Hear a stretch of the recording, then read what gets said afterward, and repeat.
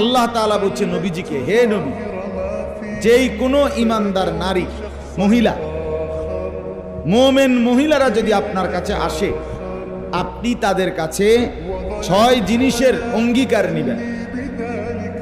তাদেরকে বলবেন, তোমরা যদি নিজেদেরকে মুসলমান পরিচয় দিতে চাও, মুসলিম নারী হিসাবে পরিচিত করতে চাও, মুসলিম নারী হিসাবে থাকতে চাও, তাহলে 6 কথার উপরে বায়াত হও। 6 কথার উপরে। 1, শিরিক করবে না। 2, চুরি করবে না। 3, জিনা করবে না। 4, সন্তান নষ্ট করবে না। 5, মিথ্যা অপবাদ অর্থাৎ পরের সন্তান গর্ভে নিজের স্বামীর নামে চালায়া দিবে না। 6, নবীজির সুন্নতের খেলাফ, নবীজির তরিকার খেলাফ করবে না। আল্লাহ বলেন, ফাবাইহুন্না ওয়াস্তাগফির লাহুন্নাল্লাহ।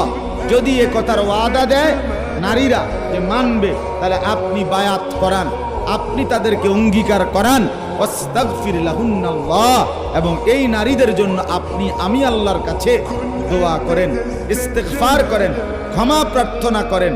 আল্লাহ বলেন, এমন নেককার নারী, এমন চরিত্রবান নারী, এমন ওয়াদাবদ্ধ নারীর জন্য আপনি যদি হাত তোলেন, আমি সাথে সাথে মাফ করে দেব।